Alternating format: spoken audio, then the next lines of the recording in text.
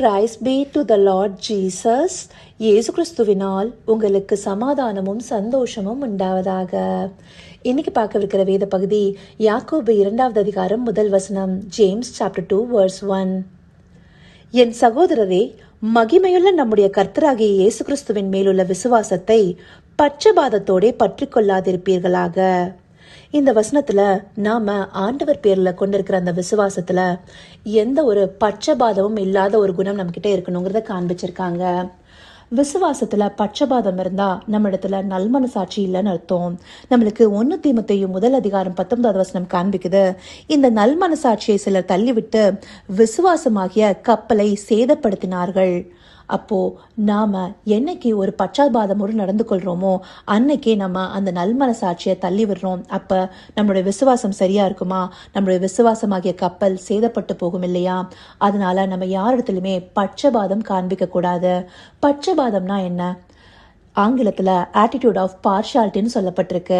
அதாவது ஒருத்தர்கிட்ட வேற்றுமை பாராட்டுறது, நல்லா இருக்கிற ஒருத்தர்கிட்ட நல்லா நடந்துக்கிறதும், ஒன்றும் இல்லாம ஒரு சிறுமைப்பட்டவங்களா இருக்கிற இடத்துல அவங்க கிட்ட ஒரு வேற்றுமை பாராட்டுகிறதுமா இருக்கிறது தான் அந்த பட்சபாதத்துக்கான அர்த்தம்.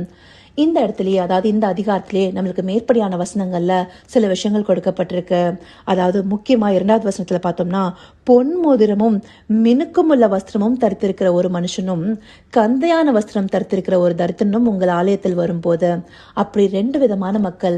ஒருத்தர் நல்லா ஒரு உடையமைப்போடு இருக்கிறாங்க, அதாவது இந்த காலத்துல நல்ல ஒரு ஃபேஷன் கிளாதிங்கும் இல்ல நீட்டா ட்ரெஸ் அப் பண்ண ஒருத்தரும், அதே போல ஒன்றும் இல்லாம ஒரு நார்மலா ட்ரெஸ்ஸிங் பண்ணிட்டு வரவங்களோ இல்ல கந்தையான வஸ்திரங்களை உடுத்திட்டு வரவங்களோ பார்த்தோம்னா அவங்க 2 பேத்தையும் நம்ம வேற வேற மாதிரி ட்ரீட் பண்ணக்கூடாது.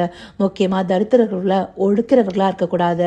நல்லா இருக்கிறவங்கள நல்ல இடத்துல உட்கார வைக்கிறதோ, இவங்களை ஒரு ஓரத்தில் நிக்க வைக்கிறதோ, இல்ல நீ எனக்கு கீழே இரு அப்படிங்கிற ஒரு ஆர்டர் கொடுக்கறதோ, அந்த மாதிரி நடந்து கொண்டோமே ஆனால் நம்ம பட்சபாதம் உள்ளவர்களா காணப்படுவோம். ஆண்டவர் அந்தப்படி இல்லையே. இதே அதிகாரத்துல 5வது வசனம் சொல்லுது, ஆண்டவர் இந்த உலகத்துல தரித்திரர்களையும் விசுவாசத்துல ஐஸ்வர்யங்களாக தெரிந்து கொண்டாரு. இந்த அவருடைய ராஜ்யத்துல அவங்களுக்கும் ஒரு பங்கு வச்சிருக்காரு இல்லையா? அப்படி அவரு பட்சபாதம் காண்பிக்காத தேவனா இருக்கும்போது, அவருடைய பிள்ளைகள்னு நாம சொல்லிக் கொள்ளும் போது, அவரை நம்ம விசுவாசிக்கிறோம் நம்ம சொல்லிக்கும் போது நாம பட்சபாதம் காட்டலாமா? அந்தபடி நம்ம நடந்து கொண்டோமே ஆனால் தேவனுடைய சாயலை தடுத்து கொள்ளாதவர்களாகி விடுவோமே. அப்படி இருக்கிறோம்னா நாம என்ன ஆகும்? இதே அதிகாரத்துல 9வது வசனம் சொல்லுது, பட்சபாதம் உள்ளவர்களா இருப்பீர்களானால் பாவம் செய்து மீறினவர்கள் என்று நியாயப்பிரமாணத்தினால் தீர்க்கப்படுவீர்கள். அப்ப நியாயப்பிரமாணத்தின்படி அது ஒரு பாவம்னு காண்பிக்கப்படுது. ஏன் நம்மளுக்கு லேவியராகமம் உபாகமத்துல வசனங்கள் கொடுக்கப்பட்டிருக்கு. நம்ம நியாய விசாரணை செய்யும் போது சிறியவனுக்கு முகதாட்சியம் செய்யாம பெரியவங்க, அதாவது ஒரு பெரிய இடத்துல இருக்கிறவங்களுக்கு நாம நீதியை பிறப்பிப்போமே ஆனால் நாம பட்சபாதமா இருக்கிறவங்க நமக்கு அது பாவமாக தீர்க்கப்படும் அப்படின்னு சொல்லியிருக்கு. அப்படி நியாயப்பிரமாணத்தின் மூலமாகவும் பாவிகளா காணப்படுது. ஆண்டவருடைய பிள்ளையாகவும் நாம இருக்க முடியாது. அப்படிப்பட்ட பட்சபாதம் நம்ம இடத்துல இருக்குதே ஆனால் நம்மள நாமளே நிதானிச்சு பார்த்து இன்றைக்கு நம்ம அது நம்ம இடத்துல இருந்து அகற்றி போடும்படியாக இந்த வார்த்தைகள் நமக்கு காண்பிக்கப்படுது. இது ஆலயங்கள்ல மாத்திரமில்ல, நம்ம எங்க வேலை செய்யற இடமாக இருக்கட்டும், இல்லை நம்ம செல்ற பள்ளி ஆகட்டும், காலேஜ் ஆகட்டும், இல்லை எந்த ஒரு இடமா இருக்கட்டும், ஏன் நம்ம குடும்பங்கள்லயே ஆகட்டும், அதாவது கணவனும் மனைவியும் இருக்கட்டும், அவங்க தன்னுடைய சொந்த அம்மா அப்பாவை ட்ரீட் பண்ற மாதிரியே அவங்களுடைய மாமனார் மாமியாரையும் ட்ரீட் பண்றவங்களா இருக்கணும். இப்படி எல்லா மனுஷர்கள்ட்டையும் பட்சபாதம் இல்லாம நம்ம நடந்து கொள்கிறதே தேவன் நம்ம கிட்ட இருந்து எதிர்பார்க்கிற ஒரு குணம். அப்போதான் நாம அவருடைய பிள்ளைகளா இருக்க முடியும். அந்தப்படியான குணமுடையவர்களா என்று நாமளே நிதானிச்சு பார்க்கிறதுக்காகத்தான் ஆண்டவர் நமக்கு இந்தப்படியான வசனங்களை காண்பிக்கிறாரு. அதற்காக அவருக்கு நன்றி தெரிவிப்போமா?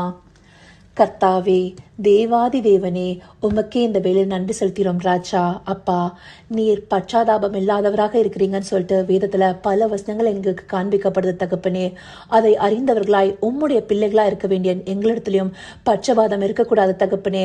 அப்பா, எல்லாரையும் நாங்கள் ஒரு சேர உபசரிக்க எந்த ஒரு வேற்றுமையும் இல்லாம தகப்பனே, எல்லாரிடத்திலையும் நீதியாகவும் நியாயமாகவும் நடந்து கொள்வதிலும் சரி அப்பா, தரித்திரர்களை ஒரு நாளும் ஒடுக்காதவர்களாகும் அப்பா, எங்க குடும்பங்களிலும் நாங்கள் செல்கிற எந்த இடங்களிலும் பட்சபாதம் இல்லாம நல்ல வழியாக நடந்து கொள்றதற்கு எங்களுக்கு ஒரு நல் மனசாட்சியை கொடுங்க தகப்பனே. அப்பொழுதுதான் நாங்க மீது பற்றி கொண்டிருக்கிற அந்த விசுவாசத்துல சரியாக நிற்பவர்களாக இருக்க முடியும் சொல்லிட்டு எங்களுக்கு இந்த வார்த்தைகள் காண்பிக்கிறது தகப்பனே. இதை அறிந்தவர்களாய் உணர்வுள்ள இருதயத்தோடு பட்சபாதமற்ற ஒரு இருதயமுடையவர்களாக நாங்க இருக்கணுங்கிறதுக்காக உம்மை நோக்கி பார்க்கிறோம் தகப்பனே. அப்படியாய் நீங்க எங்கள் நடத்த போகிற தயவிற்காய் நன்றி. சகலவித துதி மகிமை கனம் யாவும் ஒருவருக்கே செலுத்திரோம். இயேசு கிறிஸ்துவின் மூலமாய் வேண்டிக் கொள்றேன் பிதாவே. ஆமென், ஆமென்.